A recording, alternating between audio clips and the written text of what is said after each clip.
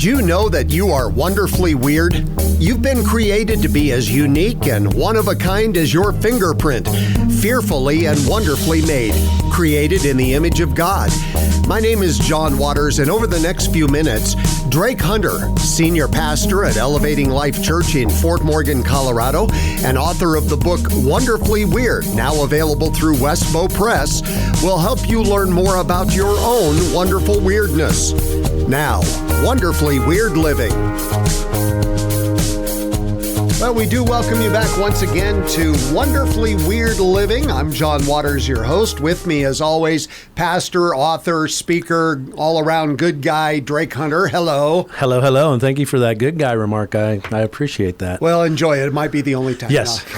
Now, a couple of weeks ago, I was listening to the podcast a couple of weeks ago. You used it then. Thank you.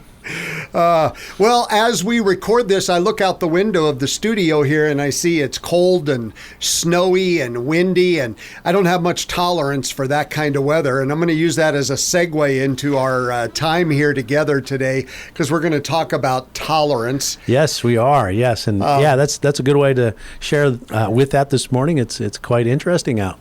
Well, this past Sunday at Elevating Life Church, for the message, you talked about happiness versus joy. And last week we talked about how there seems to be misunderstanding about what discretion and discernment are. And we used the time last week to define those and put understanding in place. And this week, I wanted to do the same with those two terms, happiness and joy, because I think people tend to use those two interchangeably when in fact they're much different things. Yeah, they're very different, and they're in actually complete contrast. Why is that? Well, if we think about it, we know this. Joy is one of the fruits of the Spirit that we see in Galatians 5 as well. We do experience the word happiness, glad, and some other words that are used in the Bible, but they are in complete contrast, and we need to understand that as a Christian, because if we do understand what that is in the sense of our responsibility, then we do have a way to nourish and develop one, and then truly get to share the other with other people. And so it is part of our ministry, and it is vitally important that we do understand that, because if we are responsible for happiness, to make sure that we do provide happiness to others, then we have to know how to nourish and develop that joy that is planted in us once we become a Christian, that child of God. Well, let's start with the core verse that you used on Sunday from Matthew 5:10. And I found it interesting. You don't often see folks using the Living Bible anymore, but you use this out of the Living Bible. Yes. And I love the way it says, happy are those who are persecuted because they are good, for the kingdom of heaven is theirs. Yeah, and that first word, typically in the NIV and King James and other translations, you see the word blessed. Mm-hmm. Well, it's synonymous. We are to bless others. God blesses us all the time, and we are to bless or be happy or provide that happiness. And happy are those who are persecuted. You got to struggle through exactly what we were talking just a bit ago with the differences there, because once we struggle through getting that joy in place, and as I put it on or shared it on Sunday, you have to learn how to push the button of joy to turn the power on, so that true happiness is the result. And so you're going to be persecuted on both sides there. Typically, this verse is translated or preached or whatever that might be in the sense of we're always being attacked, we're always being condemned, we're always being, be very careful on how you interpret that, because reality says this, and John, you know this, I know this, that once you plant something, once you make that commitment to God, you're going to struggle. You're going to find some temptations to get you out of that commitment, and not only that, not to be engaged. A lot of temptation. So get it planted. Let me say that again. We plant the seed, and then, of course, we nourish it, we develop it so that we can become mature in it. And once it's mature, happiness is the result, on both sides, in us, in the sense of that joy, but more importantly, in the service in our own personal ministry to others, we get to provide happiness to others, which is an aspect of God's goodness, of course. One of the things you pointed out on Sunday is that the fourth command of Christ, and we talk about the 49 commands of Christ all the time, is rejoice. Yes. And so Jesus doesn't say, go out and wait and maybe you'll find joy. He says, go and do it. It's an imperative. Rejoice. So he's telling us, it's your choice. It's your choice. And I began that entire message with a question. And that question was, have you ever experienced a Christian who is always unhappy? And I intentionally used this word, and sucks the joy out of life.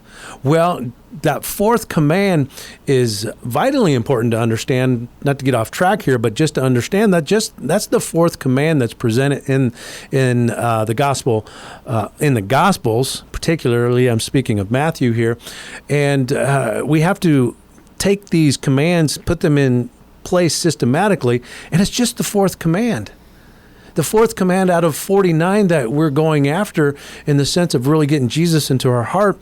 And it's a shame how many so-called mature Christians, in the sense of who they are biologically, there's no joy. Well, that gives me the reason to kind of examine, especially in my position as a pastor, going, boy, we have a long way to go to maturity. Even though you call yourself a maturity, understand, if this fourth command of Christ is not in place, we have some adjustments to make. We need to make some corrections so that we understand, first and foremost, yes, we've repented, we've committed, we're born again, we put that model of Jesus in place. Now think about just those three areas, John, or commands. What else is going to cause you to rejoice? Mm-hmm. And you've got to get that understanding in place so that you can begin nourishing and watering, or using, if you will, joy in who you are. Allow the Holy Spirit to feed that now and to truly develop that joy. And you should be hysterical. You should be so joyful that when people do experience you, they experience not the joy, but the happiness on that, in what that is. And so know this, Christians. My wife is doing the happy dance over here. She brought herself in this conversation. She didn't want to. My wife's here this morning, and she just did the happy dance. And yeah, that's exactly right. You should do that. You should be the happy dance. Not always, of course, but often, because we should be an expression of that joy, and we should rejoice always. And then, of course, we get to the next one. Guess what the next command is? It's let your light shine. Mm-hmm. Let your happiness shine. And so it all works together, and then we develop, we nourish that to become mature. And this is very important to understand the difference between immaturity and maturity, because that's exactly where tolerance comes into the picture. And we're going to talk in depth about that here in a little bit. But let's go back to where we started then. The difference, understanding the difference between happiness and joy. And you presented 3 points, I'll use that term, on Sunday that I thought did a great job of helping us to understand happiness versus joy.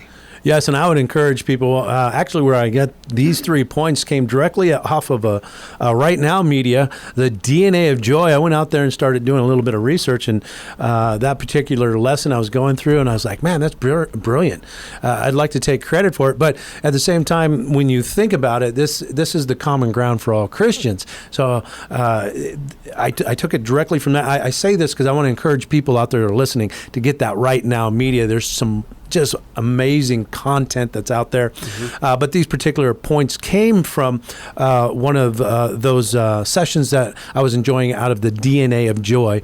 And so, but with that, I did share those 3 aspects of, the 3 differences of joy versus happiness. The first one, happiness is what happens to you, and joy is produced in you.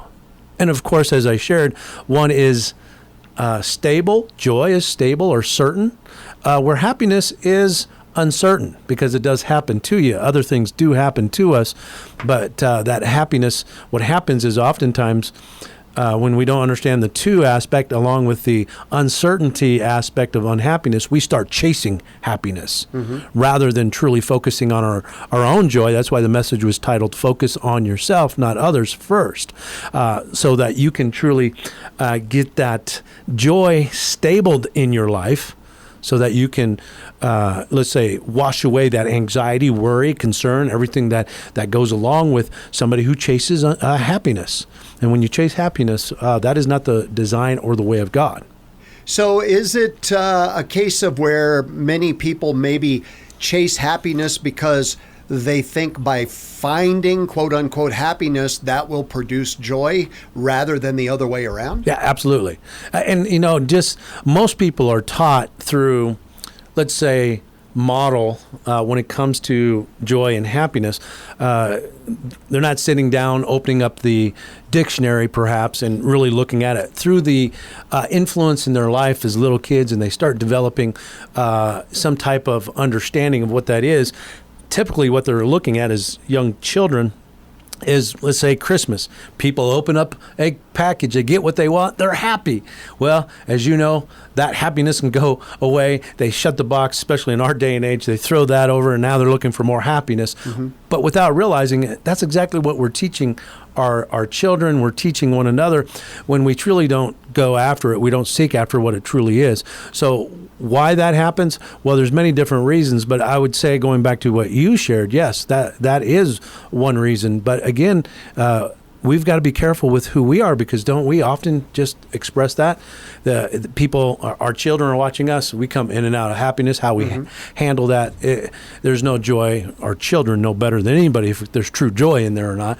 And then what happens is we begin building these habits or these behaviors, conduct, and we miss the mark when we don't go after it intentionally. Does that make sense? Absolutely. I ask that every week, but well, and the third aspect, I find this fascinating that you set up here from the Right Now Media. Happiness is defined by the facts, but joy is defined by the truth. Yes. And again, two words that I think people use interchangeably, Yes. but actually can have very different meanings. yeah, going back to Wonderfully Weird, actually, I've had this discussion. It was interesting to see these definitions, if you will, these differences. And of course, before I even watched that, because truth is what it is, yeah, that's exactly where I lean in the sense of our different preferences. Some people do prefer to lean on facts in the sense of how they process things, and other people want to, I'll say it this way, interpret the stories or the narrative behind those facts. But it just comes down to facts sit in happiness. Right? Facts come and go. And the fact is, I did open up that present on Christmas morning. I received the smartphone I wanted, and it caused happiness.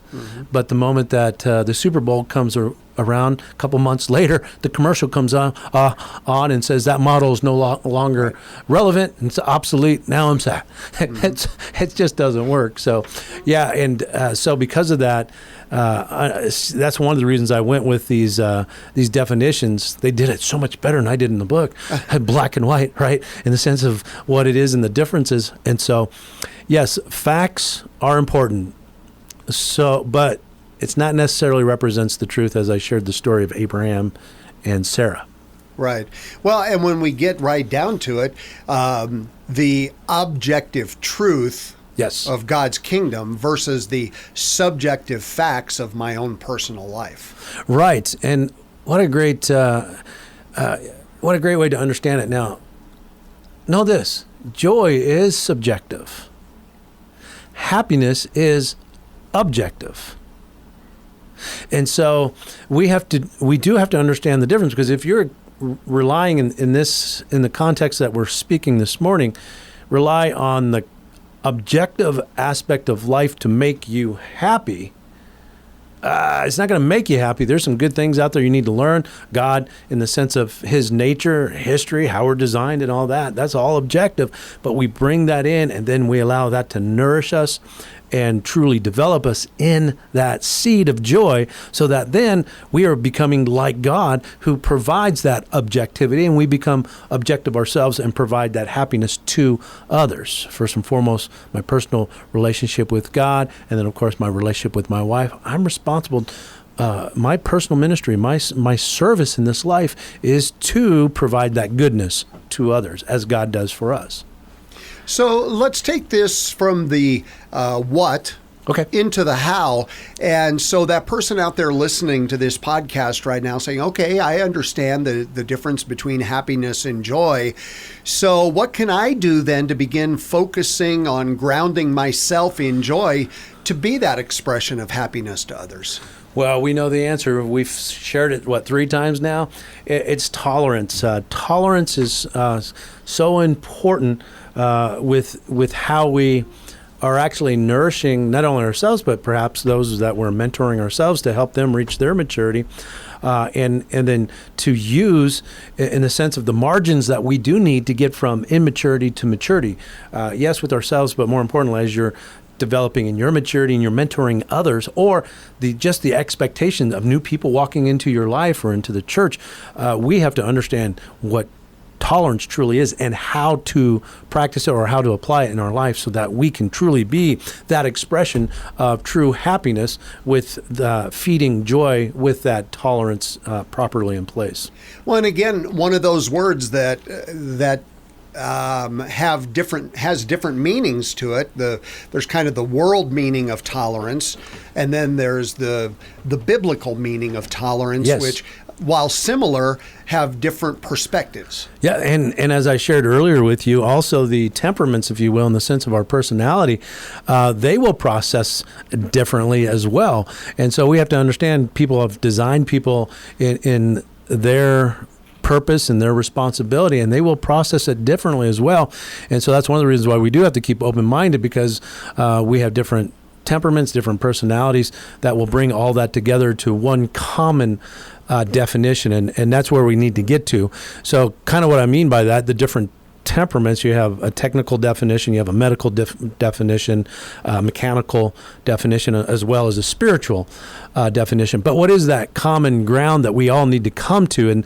And that's where we need to get to, in the sense of togetherness and truly understanding together equally yoked, so that we can truly do this together. So with that, do you have I have a definition here, but I'm curious what you have. Well, and I was thinking of it from the standpoint of, in our political climate right now in this country, tolerance means as long as you agree with me, then I will tolerate you.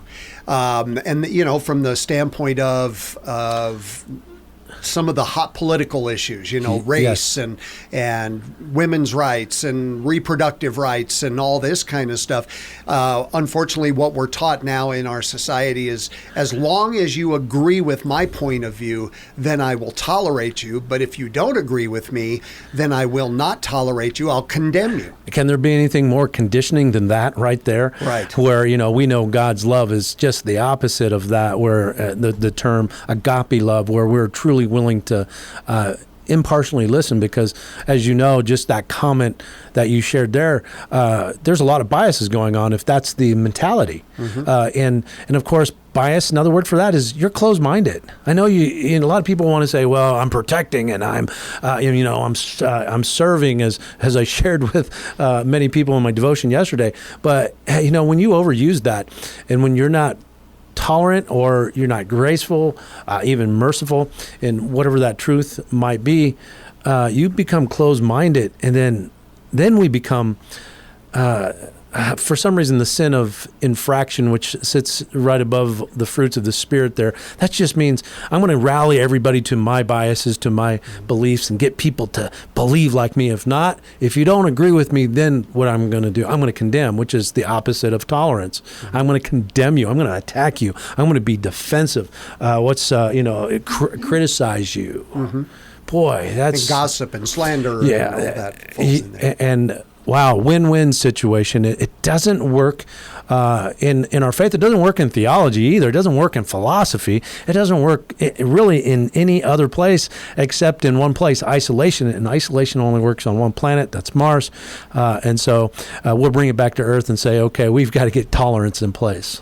So on the other side of that, and we were talking before we started recording, I found this definition, which I thought was brilliant for maybe a more biblical definition of tolerance and the true definition, and that is welcoming free speech and opposing views, knowing that this will bear fruit in honest exchange. Yes. You know what just came to mind, John? The command, love your enemies here. Mm-hmm. Because when you love your enemies properly, the character trait will be deference, which is you're going to defer your biases or whatever that might be, and really listen impartially so that you can really hear the truth rather than perhaps the facts of what that person might want to be sharing of whatever that might be. And that's why there is a difference between happiness and joy right there, because happiness is about the facts and joy is about the truth. And we're after truth. Now, there's facts within the truth, of course, but when you start becoming very narrow-minded in just the facts, the evidence, the proof, that black and white thinking in that sense, you become biased. Mm-hmm. So we have to truly, that's a wonderful definition. I love it. Well, and, maybe this is the point in the podcast where there may be some out there who are listening who say, well, I don't agree with you. I think facts and truth are the same, or things like, and maybe that is pointing out exactly what we're talking about here today in not truly understanding the definitions, the true definitions of these words, and coming back to tolerance versus condemnation, not understanding the true definition of tolerance and the important role that it plays in life. Yeah, and it is extreme in the sense of that nourishment and development, both with your personal relationship with God. He definitely has tolerance with us. And we were joking earlier. You said before we started recording, John 3:16, for God so loved the world, and I laughed and said, for God so tolerated the world. Yeah, that's right, and that there's truth to that. Mm-hmm. But the facts are, we do live in a broken world. But when you focus on the facts, though, whatever you focus on magnifies. And if your facts is on the negative or unhealthy, the toxic, whatever you focus on will magnify. That will increase in your life. And then that also tells us something. We're not nourishing a joy properly, because God promises a joyful life, or that fulfilled life. And so when we start focusing on the facts, the pure reality behind that is, for anybody listening that is miserable or unhappy, is, well, then either God is a liar, or you have to make some adjustments in your understanding and even the knowledge that goes behind that, so that you can make adjustments based on the truth of God, which we know if we read the 1st, 2nd Timothy and our responsibility with the authority of God, the Bible, because it's black and white that we are to correct ourselves, we are to make adjustments, and then we are to really give ourselves flexibility in that, so that we can truly nourish joy, so that we can produce goodness, or in this case, we'll say happiness. One of the verses that you used in your message on Sunday comes out of James chapter 5, verse 20. This from the ESV. It says, let him know that whoever brings back a sinner from his wandering will save his soul from death and will cover a multitude of sins. And that speaks to proper tolerance within the church. Within the church, and a little bit towards the unbeliever as well. That tolerance does look different, but in its expression of what that happiness is and priority, not in the sense of defense or criticism, or exactly what's the opposite of tolerance in attacking the people. When we're attacking and defending the faith in the sense of that defense, we're not carrying the truth. If you think about it, you might have all the facts here. Here's a good thought.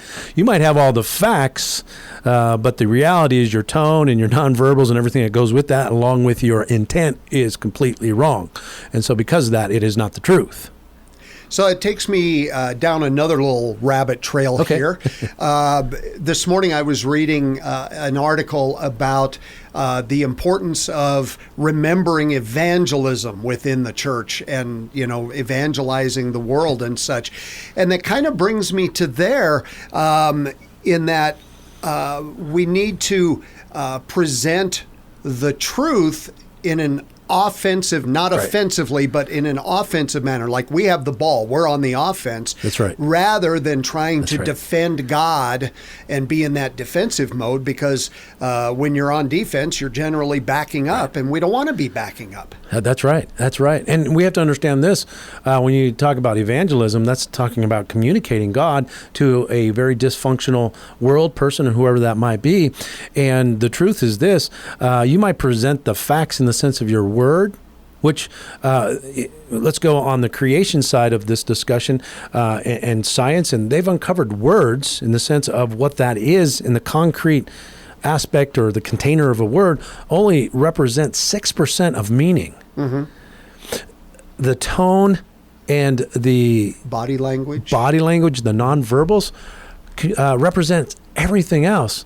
So you might be communicating the facts, but on the other side, the 94, I think we talked about this a couple of weeks ago, 94% that drives that's motivation, that's intent, that's everything that is absolutely wrong. Mm-hmm.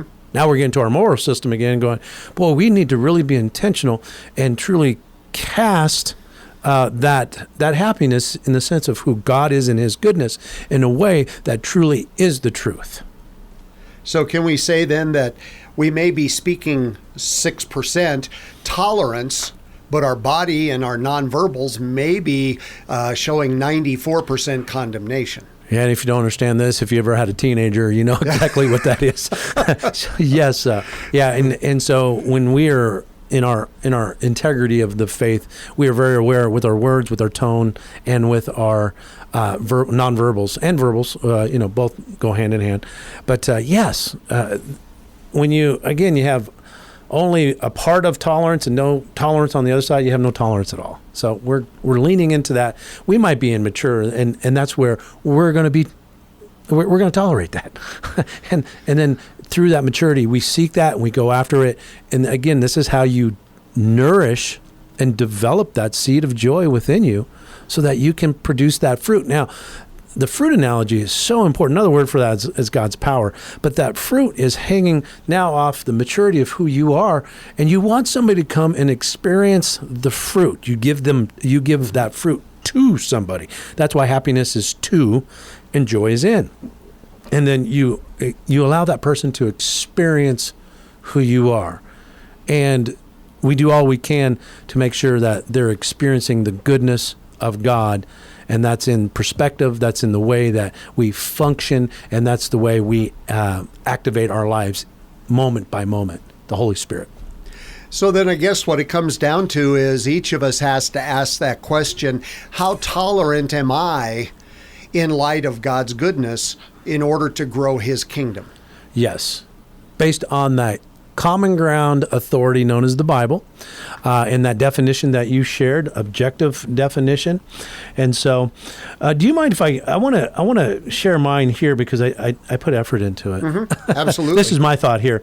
But tolerance is making allowances for those who lack wisdom or maturity and praying that they will see and follow God's ways. That's the notes I have here in front of me. And then the question is, how tolerant are you, going back to your definition in the sense of how open-minded are you, and how do you practice that listening, impartial listening? Not only in the sense of the facts, the content, we can say even the facts of Jesus, the commands, but how about being tolerant also with their worldview, right, their perspective on life? Because first and foremost, isn't that our responsibility is to deliver God's perspective first, and then that will cause the mind to begin working, realizing that my perspective is not proper. and I need to repent. And the moment they repent, then they can see the context of God, or let's use it in this term, life. Then once life is in place, then we start restoring ourselves. God is the redeemer of life, but he's also the restorer of life. And then we start putting the facts of God in place so that we can align ourselves in a way that's going to truly, as I've been sharing today, nourish and develop that new life in a way that's going to produce happiness so others can use them. I don't like being used up, but you can connect with them through the fruit and whatever that might be. Live life together. Yeah. Togetherness, right? Sounds an awful lot like love God and love others. Yeah, the great commandment. How about that? When it comes right down to it, it's pretty simple, isn't it? Yeah. And let's never forget that perspective of God is all people. Right. This is not a hyperbole. It's not just the ones who exaggeration. agree with you. This is God's viewpoint, because we are all created in the image of God. We're all created in the image of God. And so with that, we are to put that understanding, and then we are to multiply, or I should say be fruitful, and then multiply. How does a tree planted seed? The fruit has to drop off and get into soil, and then that new life begins. Absolutely. And perspective is so important. And then, of course, you have to nourish and develop that tree in this metaphor so that we can truly be a blessing or cause happiness for others as well as ourselves. Absolutely. Well, as always, we like to leave folks with some things to ponder. We've actually touched on all of them today in a roundabout way. But so number one, why is it important to know and understand the difference between happiness and joy? Number two, what is one thing you can begin focusing on to ground yourself in joy so that you are an expression of happiness to others, bearing that fruit? And then number three, how tolerant are you in light of God's goodness to grow his kingdom? All good questions. Now, you wrote them, so they must be. Well, the third one is you changed that, and I appreciate that, because that's powerful, that last question you just provided. And I appreciate it. So ponder those. And as always, the time goes much too quickly, but we will be back again next week and be with you here on Wonderfully Weird Living. Drake, it's always a pleasure. Thank you many times. By the way, I do want to say Drake writes a weekly devotion based on the commands of Christ, the 49 commands. And if you are not receiving those via email, send us an email at wonderfullyweirdliving@gmail.com so we can get you on that list and make sure you're receiving those each week. I know you will be incredibly blessed through those. So that's it for this week. We'll join you again next week on Wonderfully Weird Living. Thank you for joining us this week on Wonderfully Weird Living. Get your own copy of Drake's book, Wonderfully Weird, by logging on to www.wonderfullyweirdliving.com. Also, let us know if you have any questions or comments via our email address, wonderfullyweirdliving@gmail.com. For author and pastor Drake Hunter, I'm John Waters. We'll see you next time.